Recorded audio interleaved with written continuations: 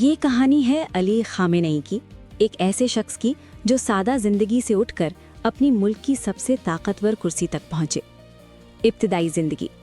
علی خامنئی کا جنم 1939 میں ایران کے شہر مشہد میں ہوا۔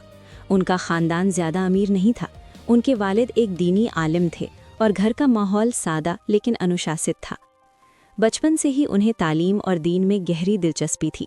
جہاں دوسرے بچے کھیل کود میں لگے رہتے تھے، وہیں خامنئی زیادہ وقت کتابوں کے ساتھ گزارتے تھے۔ یہیں سے ان کی سوچ عام لوگوں سے الگ بننی شروع ہوئی۔ تعلیم کا سفر۔ انہوں نے اپنی شروعاتی تعلیم مشہد میں حاصل کی، پھر دینی تعلیم کے لیے قم چلے گئے، جو ایران کا بڑا دینی مرکز مانا جاتا ہے۔ وہاں انہوں نے کئی بڑے علماء سے تعلیم لی۔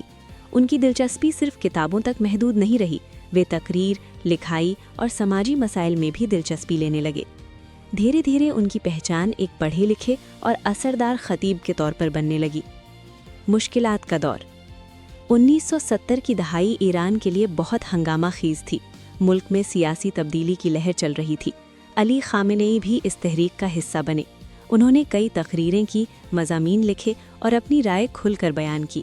اس دوران انہیں مشکلات کا سامنا بھی کرنا پڑا، کبھی گرفتاری، کبھی پابندیاں، لیکن انہوں نے پیچھے ہٹنا کبھی قبول نہیں کیا۔ یہیں سے ان کی پہچان ایک مضبوط اور ڈٹے رہنے والے شخص کی بنی۔ سطح تک کا سفر۔ 1979 کی ایرانی کرانتی کے بعد ملک کی سیاست پوری طرح بدل گئی۔ اس نئے دور میں علی خامنئی کی اہمیت دھیرے دھیرے بڑھتی گئی۔ پہلے وہ سنسد کے رکن بنے، پھر راشٹرپتی بنے 1981 سے 1989، اور 1989 میں انہیں ایران کا سپریم لیڈر چنا گیا۔ یہ عہدہ ایران میں سب سے طاقتور مانا جاتا ہے۔ طاقتور لیڈرشپ۔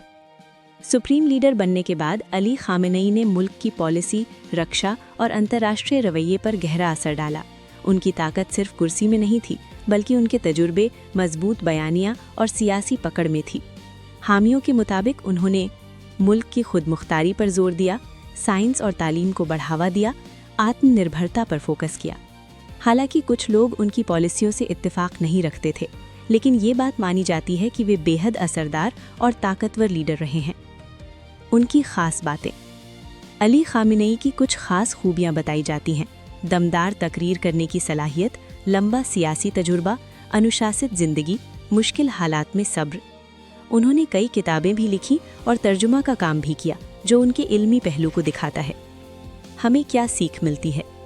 ان کی کہانی ہمیں یہ سمجھاتی ہے: سادہ شروعات بڑی منزل کو نہیں روکتی، لگاتار سیکھتے رہنا ضروری ہے۔ مشکل وقت میں صبر اصلی طاقت ہے۔ لیڈرشپ محنت اور تجربے سے بنتی ہے۔ آخری پیغام۔